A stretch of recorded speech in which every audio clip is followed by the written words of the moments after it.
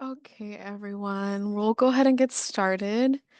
Thank you so much for joining today's information session. This info session is specifically to go over the Benjamin A. Gilman Scholarship, which is currently open for the October 3rd deadline. Um, we'll go ahead and get started. In the meantime, if you have any questions, feel free to drop them in the chat. At the very end of the presentation, I will also have a chance for Q&A. And yeah, we'll get started. So my name is Abby Segura. I serve as your CSUF Study Abroad Advisor, and I am going to record this presentation. I will be sending you the recording and the slides after, either by end of day today or tomorrow, so that you have these available if you want further information or just to look back to when you're working on your application. So agenda, what we're talking about today, we're going to go over what the Gilman Scholarship is, eligibility, the application process. We will review the essay prompts. We'll go over a few application tips, a few CSUF Gilman resources available to you, and at the very end, we'll come back to Q&A. But like I said, if you have any questions throughout the presentation, drop them in the chat so that you don't forget them, and I'll make sure to come back to them at the end of the presentation.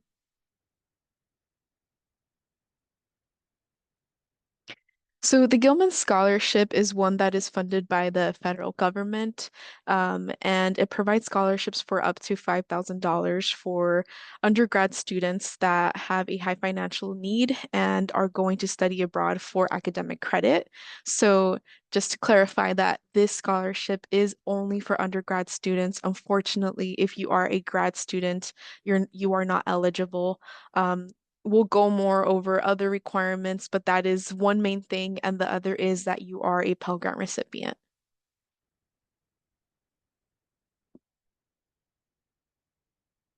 So the current cycle that is accepting applications does encompass quite a few study abroad cycles. So if you are planning to study abroad during winter session 26, spring semester 26, summer session 26, even fall semester 26 and academic year 26, 27. So the reason why I do like to include this is just to showcase that even if you have not been admitted to a program yet, you are still able to go ahead and apply for the Gilman Scholarship. So for example, in our system, we haven't opened applications for the fall yet, but you are able to go ahead and apply if it's something you are planning for, as long as you can identify the program that you're interested in, you're all set. I highly encourage that you go ahead and apply now, especially like summer 26 programs. I know our applications aren't available yet, but a lot of faculty have already started promoting their programs. Um, just because this way you will know sooner than later if you can depend on these funds for funding your study abroad program. The Gilman will become available again for a March deadline, and that will include summer session and fall 26 and academic year 26 again. But if you can find out sooner if those funds are funds you can rely on, then that's even better. Or say, for example, if you're not accepted for this cycle, you will have a chance to apply again. The only cycle that won't be repeating is the winter session and the spring 26. And also, sorry, going back to the amount. So Gilman can award up to $5,000, but to clarify, it's up to $5,000. So the Gilman committee does make the decision on how much you're actually awarded. We've seen that at Cal State Fullerton, students are awarded anywhere from 2,500, and we've seen up to the $5,000 max amount. So it could range anywhere up to 5,000. And a lot of students, when they think about this scholarship, it is a nationwide scholarship. So a lot of students might think, why even apply? What are the chances of me even receiving the scholarship? So I am very happy to say that Cal State Fullerton is one of the top CSUs in the system that has been ranked for awarding the most students for the Gilman Scholarship. So last cycle was the March 2025 cycle, and we had a total of 14 awardees, which is actually a pretty high number considering that students from all over the country are applying to this scholarship. So your chances are pretty high. I always say with scholarships, go ahead and apply. You don't lose anything. If you don't apply, you'll never know, right? So here at Cal State Fullerton, we have implemented the resources that we hope will help you have a strong application. So it's really great that all of you are here today because this is the first step. So, who are Gilman Scholars? So, in addition to receiving the money, which of course is the best benefit out of this, there are also going to be other perks that come with being a Gilman Scholar, but also being a Gilman Scholar just naturally means that you relate to a certain group of students, right? So, a lot of most 100% of the students that do receive the Gilman Scholarship are Pell Grant recipients because that is one of the requirements. 50% plus are first generation students. 65% come from small towns, and our students that are awarded the Gilman Scholarship represent over 1,300 US campuses. And students that are awarded the Gilman Scholarship also are pursuing a variety of careers in all areas, business, tech, healthcare, education, and more.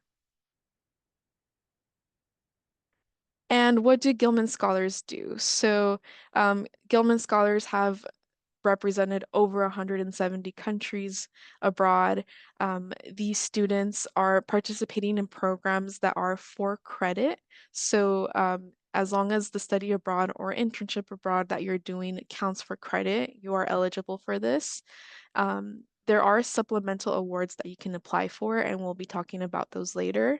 And there is no minimum program length. So the beauty of this is that a lot of the programs that Cal State Fullerton students participate on are short-term faculty-led programs. And those programs are indeed eligible for the Gilman Scholarship because you are earning Cal State Fullerton credit through them. Even if they're 1 week long, even if they're 2 weeks long, they are for credit. And big part of this scholarship too is that you will have to complete a follow-on service project to share more about your study abroad experience, but also to educate others about the Gilman Scholarship. And we'll talk more about that later. So going back to the benefits of being a Gilman Scholar, of course, the funding, but you will also have the opportunity to be part of the Gilman Network, where you'll have access to Gilman alumni, career workshops, networking events that are specifically promoted to Gilman Scholars. You'll be invited to special events and seminars through the Gilman Scholarship Organization, and you will also be invited to be an alumni ambassador through the Gilman organization. That will be an option offered to you. Um, and there could be additional scholarships or tuition discounts for grad students that have previously been awarded the Gilman Scholarship. So it is definitely a prestigious thing. Not only the funding, right, but you also get that title of being a Gilman Scholar, which is something to definitely be proud of. So about the program, so they refer to the Gilman Scholarship as a program, but it's a scholarship. So, like I said earlier, it is a U.S. Department of State funded program. The main goal here is for to further establish and promote cultural exchange amongst education and through study abroad. That's one of the main outcomes, right? So diving more into the eligibility for this scholarship, you do have to be a U.S. citizen or national. And it is only for undergraduate students. So if you are a grad student, you're welcome to email me or come into drop-in advising and we can explore other options. And you do have to be a federal Pell Grant recipient during the time of the application or during your time abroad. The way you can formally confirm if you do receive this type of grant is either going to the financial aid office and inquiring, or you can go into your Titan portal and access your financial aid package, and it'll be listed there as one of the grants you receive. So if you see Pell Grant listed on there, that means you're receiving that type of grant. Uh, Program requirements. So, in order to be eligible for this scholarship, you either have to be doing a program or have been accepted to a program or planning to do a program that is for credit. So, like I said earlier, as long as it's a program that you're earning units for, you're eligible. You must be in a country or area with a travel advisory level of 1 or 2. You'll see on the screen what that means. But in general, here at Cal State Fullerton, our programs are vetted through risk management to ensure that, for the most part, our programs are running in level 1s or 2. If for whatever reason your program is not, we can look into other options. But you can also look at the travel.gov website if you want to just double check what level the country that you're going to is currently categorized as. And again, no minimum program length. So this is really great for our short-term faculty programs going abroad in the winter, in the summer. We even have some spring break programs going next spring semester. So all of those would qualify as long as it's for credit. And we also take this opportunity to promote the Gilman McCain Scholarship, which can be easily confused with the Benjamin Gilman Scholarship. They're part of the same platform and overall like organization, you could say. The only difference is that the Gilman McCain Scholarship is specifically for dependents of active or activated military. So if you meet this requirement, I highly recommend you apply for this. And the difference too is that it's not only open to Pell Grant, but any Title IV financial aid recipients, so like federal work study and more. Whereas the Gilman Scholarship, only Pell Grant recipients. And otherwise, the rest of the requirements are the same as the Gilman Scholarship, must be credit bearing, travel advisory level 1 or 2, and no minimum program length. If you meet the active or activated dependent of a member, I highly recommend you go ahead and apply for this because I know for a fact they don't receive as many applications for this scholarship. Even here at Cal State Fullerton, unfortunately, it's been a while since I've seen someone submit this one, so highly recommend you apply if you meet the requirements.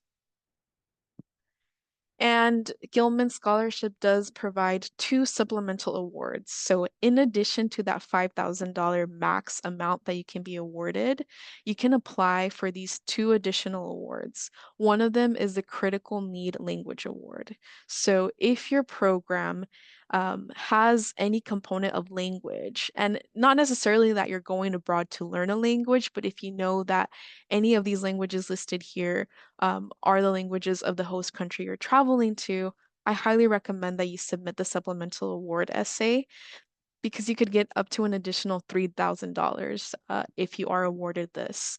So through this, you are you have to submit an additional short essay, but really what you're saying is that one of the reasons why you're participating in this program is to become more proficient in one of these languages. And this last student that received it here at Cal State Fullerton, she did a year in South Korea, and she made it an argument that she would be taking a few Korean language courses and how that would connect, being more proficient in that language would connect with her academic and future career goals. So I highly recommend that you submit the supplemental award if you think it applies to you. The other one is for STEM. So, a recent change that they made for this cycle is that for the STEM Scholar additional or supplemental award, as long as you're taking STEM coursework, you're eligible. So, in the past, it used to be that you had to show proof you're doing research abroad, but they've made it a little bit more lenient, where as long as you can showcase that you're taking STEM coursework abroad, you can receive up to an additional $1,000 towards STEM related coursework with a lab element. So how to apply? The application is open and it'll close on October 3rd. It consists of 2 major steps, right? So one is the actual student application. So through the student application on the Gilman website, you will be required to submit your program information, essay responses, unofficial transcripts. So at this phase, you don't have to worry about uh, purchasing official transcripts. An unofficial transcript from your time portal will work. and choose campus advisors to certify. So both myself, study abroad advisor, and a financial aid advisor will need to certify your application. So that is the second part of the application. This part is out of your hands, advisor certifications. We are required to do that on your end. So what that means is that once you submit your application, Gilman will notify me that your application has been submitted, and I do have, I believe it's up to a week after the deadline to certify the application, meaning I'm just verifying that program information is correct. Financial aid will verify that your Pell Grant or financial aid status is correct as well. And one quick note when it comes to advisor certifications. So for study abroad advisor, there's going to be a drop-down menu. You would select my name, Abigail Segura. I serve as your CSUF study abroad / Gilman advisor. Um, Once you do that and you submit your application, just a reminder, you don't need to follow up with me to let me know, hey, I submitted my app, please certify, because I will receive an automated email from the Gilman portal. But up to the deadline, we're receiving constant reminders from the Gilman portal to do this because without the certification, your application won't be considered. So we're all aware of that. Same thing goes for financial aid advisors. You will have a drop-down menu, and they actually have quite a few advisors listed on there.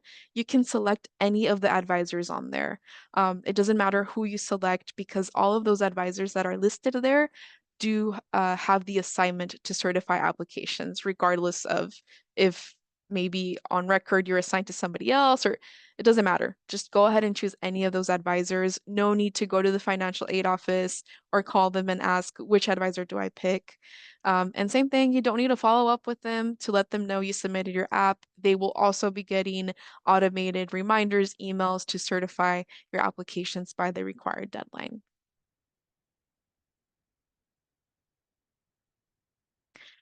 So we're going to dive into the meaty part of the application, which is the application essays. So the new update with Gilman this cycle is that they now have four essays, and they are very short essays, as you can see. Um, it's a good and a bad thing, right? So a good thing is that they're short, right? A little bit more of a challenging thing is that you really want to be very purposeful, straight to the point, making sure you're answering the prompts in 500 words max. So that's the part where it can sometimes be challenging. But today we're here to go over the essay prompts and really help nail down and really help you focus on what you're supposed to be talking about in each one of these essays. So the first essay is motivations for studying abroad. The second is knowledge and skill development through studying and interning abroad. Third essay, Gilman Scholars as Citizen Diplomats. And fourth is the follow-on service project. So essay number one. So motivations for studying abroad or interning abroad. So 500 words max, and what they're looking for in this essay is really this is really the only chance you have to let the committee know who you are. So I had the opportunity to serve on the Gilman review panel a year ago, I believe it was. So I was able to observe more of like what they're looking for in these applications. And I think when it comes to this essay, it really is a chance for you to talk more about your personal story. Uh, like the tip says here, don't just list your goals, but be more specific in terms of anecdotes, thinking about what skills you bring to the table, what skills you bring that will make you a more successful study abroad student. So think about some questions to ask yourself. Why does this experience matter to you? So think about how will studying abroad move you closer to your dream career or academic goal? What skills, experiences, or perspectives do you hope to gain that you can't get at your home campus? So here it's very important to stay away from the cliche terms of, I always wanted to travel, I want to immerse myself in a new culture, I want to try new foods. Yes, all of that is great. It is totally going to happen with study abroad. We want to be very specific in terms of how is this study abroad program going to benefit your future career and academic goals. And you also want to showcase that by explaining more about why the specific country. What drew you to the specific program and the host country? Think about culture, classes, internship opportunities, or even personal growth. What makes it a perfect fit for you? So this is where you have a chance to show the Gilman Committee that you've done your research and you're being very purposeful with why this specific program. So one example, I'm applying for Korea University. I did my research. Korea University is like the equivalent of Harvard in South Korea, right? I looked into the courses. They have some subjects that align with my future career goal. And perhaps these courses offer very niche subjects that I wouldn't be able to find at Cal State Fullerton. And by doing this, that's only going to make me a stronger and more fit professional in my career, whether it's, say, for example, public health. So you really want to showcase and be very specific. And personal connection. Is there a personal story, moment, or passion that explains why you chose this path? How does your choice reflect your identity, values, or ambitions? This part right here, also super important. The committees are reading hundreds and hundreds of applications. So this is the part where we want to bring or capture the attention of the audience, right? Think about an anecdote or something very special, unique about your story that when the committee is reading it, they'll remember, oh yeah, this is the student that, ABC did this. And really, you want to think about something personal that will help the committee remember who you are, but also really showcase that these experiences have impacted who you are now and have made you either more resilient, have made you more ambitious. And impact mindset, how do you hope this experience will shape your future decisions, your worldview, or the way you interact with others? Um, so again, just thinking about the overall picture, how it's going to impact your future. Um, yeah. And one note I have here at the bottom, sorry, it kind of blends in. Um, all students applying to the Gilman Scholarship have financial need. We know that because one of the basic requirements is that you be a Pell Grant recipient. So don't waste time or words, space in your essay mentioning that because we already know that, right? So no need to do that. Elaborate more on other challenges you may face in addition to that. Um, so this is where you really want to take the time to talk more about who you are, um, maybe digging back to past challenges not related to finances specifically, because that's already a given with this scholarship.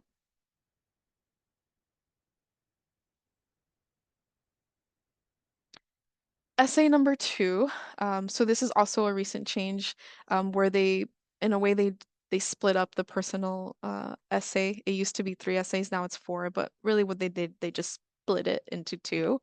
In this one, you're talking more about knowledge and skill development through studying and interning abroad. So top tip, Gilman reviewers love seeing growth mindset, language, show that you see challenges as learning opportunities. So a few questions to ask yourself. What skills, knowledge, or personal traits make you ready to handle academic challenges abroad? With study abroad, that's one of the main things, right? It's key to be flexible, adaptable. Um, Through this essay, you're showcasing how you're going to do that. What past experiences are you pulling from where you have already had to be flexible and resilient, and you've had to, think quick on your feet or adapt to change. How have past experiences in academics, work, or your personal life prepared you to adapt to a new learning environment? Um, it can be anything. Like with these essays, don't hold back. It's your story. One thing that unfortunately I've heard from students is that they hesitate on telling their story because they think that it's in a way like taking advantage or pulling the whatever card. And I'm here to remind you that it's your story. So you're the best person to tell the story. You're the one person that can really tell a story, and it's like you're taking advantage of it, but you're really showcasing that through your past experiences, you are the individual you are now. And there's so many skills that you've developed through these past experiences that will make you a more successful study abroad student. Um, An optional reflection you can include here, what's one challenge you expect abroad and how will your background prepare you to handle it successfully? So, it might feel like a lot, but always think more about your story and don't be afraid to showcase it. The third essay is The Gilman Scholars as Citizen Diplomats. So this essay has always been a little bit challenging for students. It's in short, they want to see how you are going to showcase what it means to be an American in your host country or to your host country. But also saying what are you doing to educate yourself about your host country? So think about or think beyond the classroom, right? So yes, you'll be taking, if you're going for a semester, you'll be a student, a full-time status student there. If you're doing a short-term program, you'll be taking a course with a Cal State Fullerton student abroad, right? But think more about actual like activities, experiences that are giving you access to the local community where you have the opportunity to do more of like a cultural exchange experience. So either you're learning more from the locals or it's a chance for you to share more about what it means to be an American, whether it's language, volunteering, does your host university have a buddy program? For those of you doing the short-term faculty-led programs, what kind of experiences are you doing that involve collaborating with local communities? Um, One thing to ask yourself, how will you be a positive representative of the US while showing openness and respect for local culture? How will you share your unique background, identity, or perspective with people abroad? Um, and how do you plan to connect with with locals and peers to create mutual understanding and cross-cultural exchange? So really important here too is not only to show how what it is to be an American, but also to show that you put in the time to also educate yourself about the host country's culture. And an optional reflection, what's one way you can turn everyday interactions into citizen diplomacy? Bullet point number 5 that I have on here, I attended a recent workshop on the updates they did to the Gilman Scholarship, and just the new president administration. We want to think because it is a federal funded scholarship, we always want to keep in mind the current values uh, of of the presidential administration. And one of the things that they did add was in this essay, it may be worth talking about how you will showcase America's 250th anniversary, which is something that was also new to me in terms of there being an entire webpage dedicated to it. So if you want to take a look at that, but just throwing a sentence in there about how you will include this as part of your experience will be helpful to your application.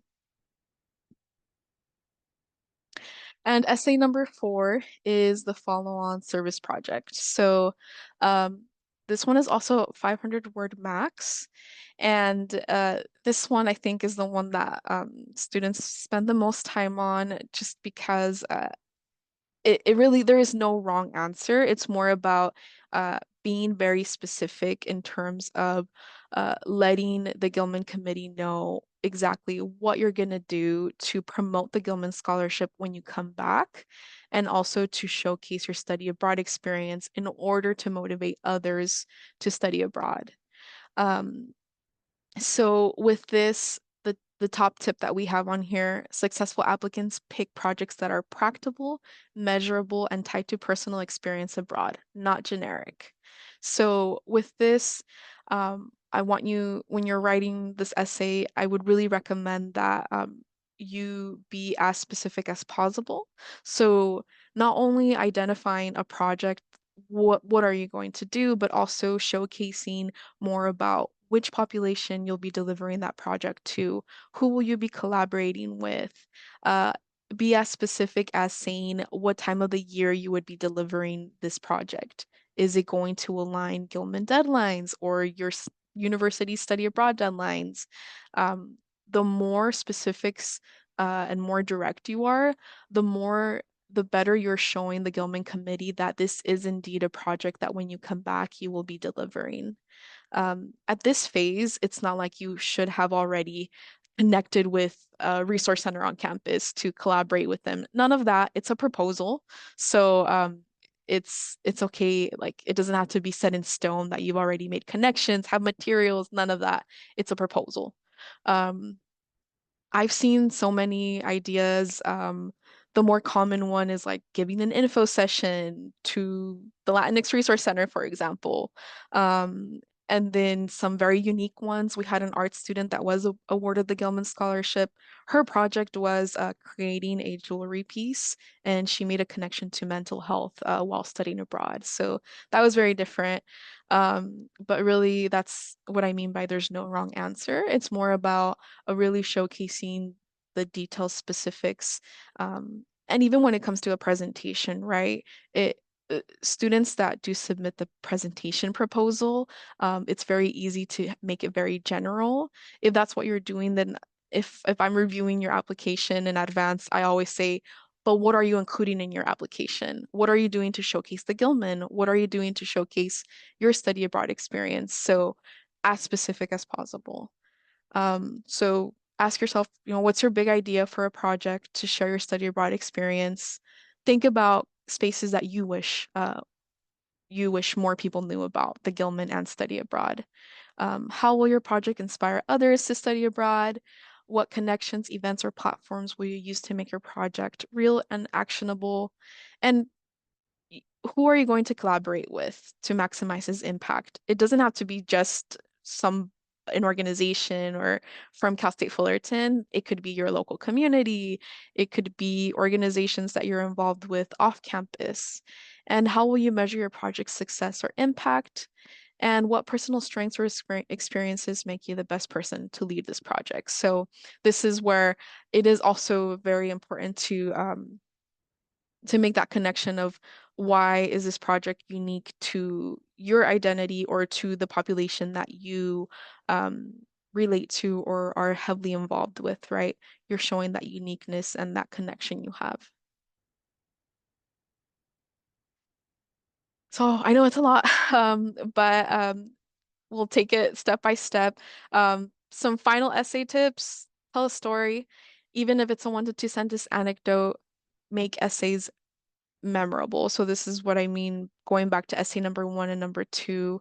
Um, like there was one that I remember I read. Till this day, I remember that there was a student that talked about how during their elementary school years, after school, they would go with mom and dad to sell um, food in their neighborhood, and that was a huge like income for their family, and that was something that she was heavily involved with from a very young age.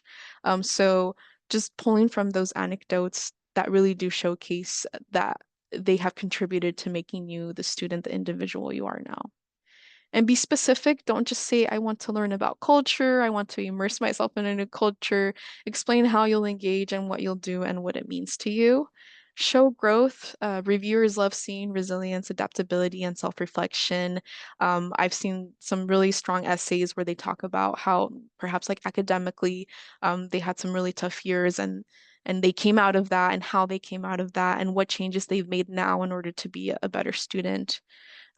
Use active language. I will, I plan to, I learned, rather than passive phrasing. And connect your essays. Show that your motivation, skills, and follow-on project all link together. So those are just some quick tips. If you are submitting the supplemental essay for the Critical Need Language Award, some key points that we recommend you include is talking more about what your motivations are for learning and being more proficient in that language, tying it back to how being more proficient in that language will benefit your academic and your career success. And with the STEM, similar, right? But showcasing more of like what is your commitment to STEM and how that will benefit your future career as well. So some application tips, double check the requirements, make sure you're answering all the prompt questions and you're following the word limit and formatting requirements. Please, please, please stick to the word limit. If you go over 500 words max, like, it's very easy. You're quick to recognize that when the committee is reading them. Work with your advisor. So that's myself. We'll have, I'll be sharing a few additional resources later, but I'm a resource for you where we can set up a time to meet, or you can join in walk-in advising and we can look over an essay and ask someone to proofread your essays. So it's super important that you go over multiple drafts and that you have multiple people review your essays. Go to the writing center. Maybe you are close to one of your professors, have them review it. It's always important just to have multiple people see it because maybe one person is looking more for at the grammar, another one at the content. When you come to me, I'm looking heavily at content. And that's why I recommend you go to the writing center more for other stuff. Some additional tips, create a compelling story that ties your past, present, and future to highlight the impact the scholarship will have on you. And start the application early. Deadline is coming up October 3rd. And this is definitely not the type of application you want to save till the very end. I will be announcing some drop-in application assistance hours. And when you come to those, it's expected that you've already been working on the application or at least have something that we can look over. But it students that wait last minute to start on this application unfortunately tend to not be the ones that are awarded. It's the students that really do take the time to go over multiple drafts, have multiple people review them, use multiple resources. Those are the students that I've seen are more likely to be awarded. And for your follow-on service project, think about your community and your local schools. Think of how you heard about the Gilman and about how you could tell others about the Gilman and study abroad. So think about spaces that you wish knew more about study abroad in Gilman. Um, it doesn't have to be just Cal State Fullerton. A lot of times students think, oh, I have to collaborate with the CSUF department or organization. It can go beyond that. And if you don't apply, you'll never get it. So I know I have access to all of the applications in our system. I have access to seeing how many of our students are Pell Grant recipients. So I know for a fact that there's so many students that can apply for this scholarship. And it makes me sad when I see that they don't. And one of the common things is, oh, I probably wasn't even going to get it. Well, now you'll never know, right? You never applied. So go for it. And really, if for whatever reason, say like you're not awarded, you're gonna have another chance to apply in March, for the March deadline. So just try it, please, please, please go ahead and apply if you meet the requirements.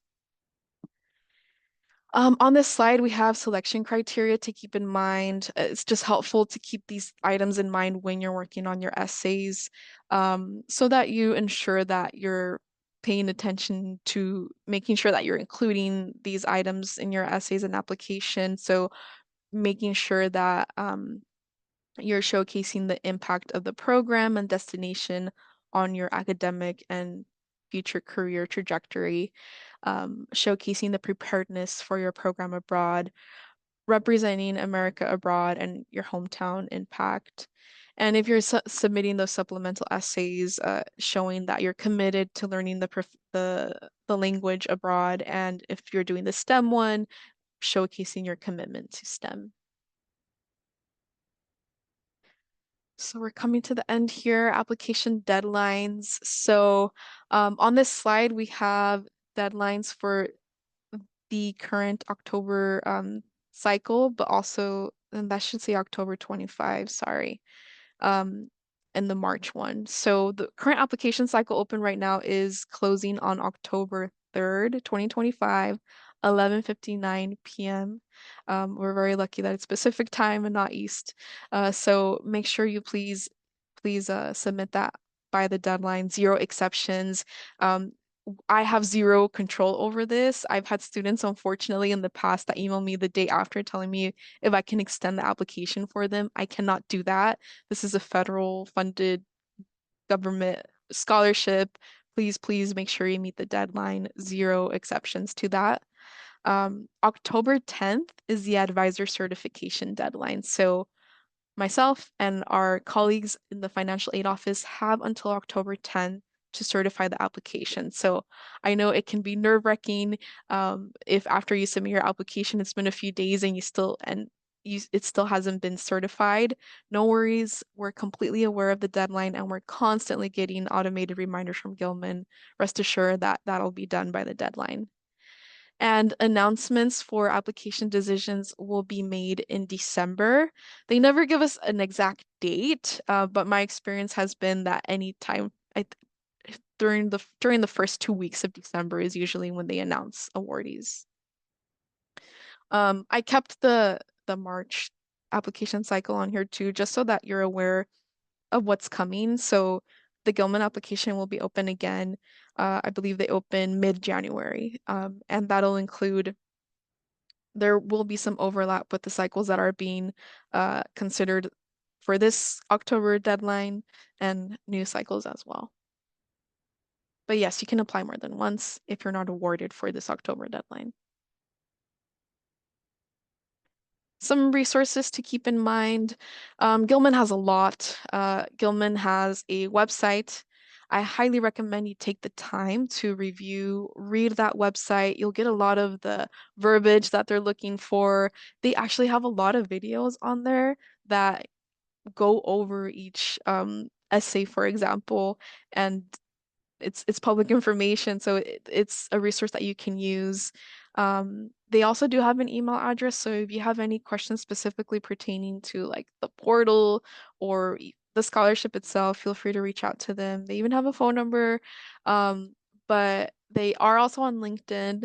I highly recommend you follow them on Instagram because I do see that I think like once a week they're doing a live stream for like Q&A. Their ambassadors are hosting that. And they have a YouTube channel that I also recommend you take the time to look at because they have a lot of really helpful videos. And like I think those are the videos that I watched myself to learn more and just become more, what is it like, more fluent on the scholarship. So I highly recommend you take advantage of those videos. And just a reminder that as CSUF students, you all have access to the Writing Center. So the more resources you take advantage of, the better, right? So please go ahead and drop in, or I see that they have in-person and online. Make an appointment with them to review your essays. And lastly, this is our contact information for study abroad and global engagement here at Cal State Fullerton. If you don't follow us yet, I highly recommend you follow us on Instagram. Our Instagram handle is CSUF Abroad.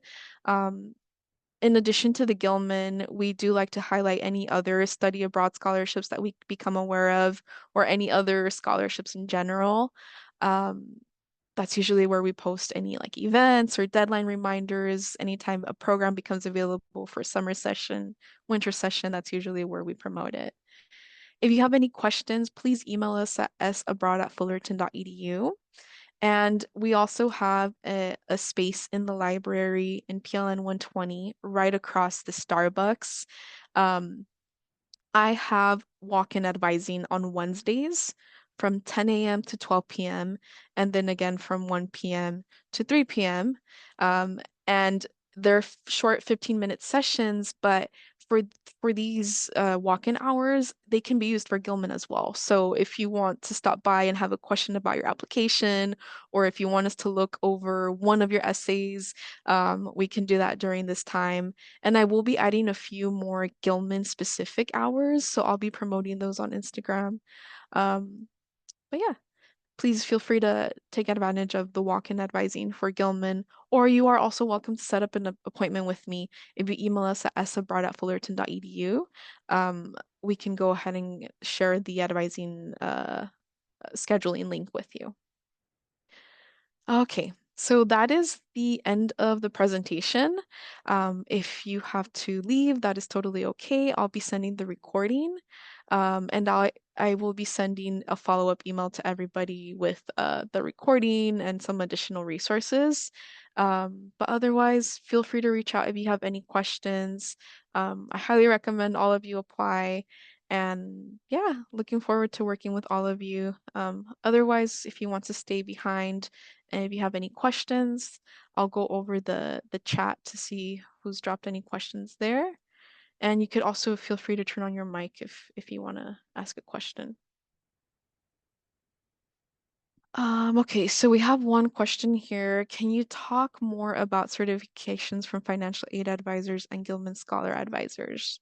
So the certifications, when you're submitting your application, you are going to be required to identify a study abroad advisor and a financial aid advisor. For study abroad, you would choose me, Abigail Segura. For financial aid, you can choose anyone that's listed on that drop-down menu. So for this action, the certification process, it's out of your hands. You're not required to do anything. It'll be myself and the financial aid advisors that are completing that by the October 10th deadline. Is the March deadline retroactive? My program is spring 26. Would I be eligible if not selected in December? Unfortunately, no, it is not retroactive. Um, it's not retroactive. I believe the reason why is because the previous cycle already included spring 26 once. So usually that's how it works. Um, but with the Gilman Scholarship, if for whatever reason you have to change the program from the program that you based your application on, Gilman does allow you to do that. And they also do allow you, I think, to defer your award. I think it's up to 1 year. I would have to double check, but I know you are able to defer your award if you have to delay the study abroad program or make changes. Could we have the slides to look back on? Yes, I'll be sending you the slides. Is the October 3rd deadline only for winter 25 and summer 26 terms, or can it be used for fall 26? It can be used for all of those cycles. So, and it's winter 26. So, it's a bit confusing, but this winter session coming up, we consider it winter 26.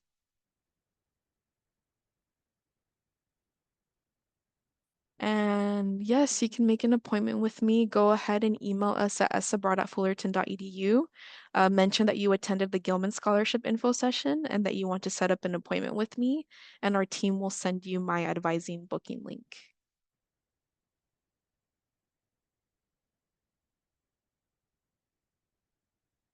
Any other questions?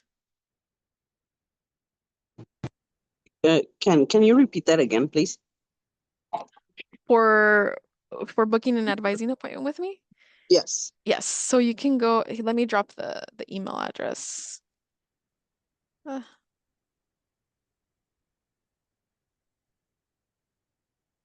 So you can go ahead and email us. I just dropped the email in the chat.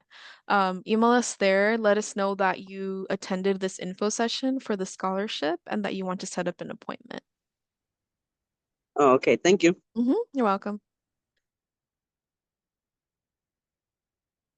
Any other questions?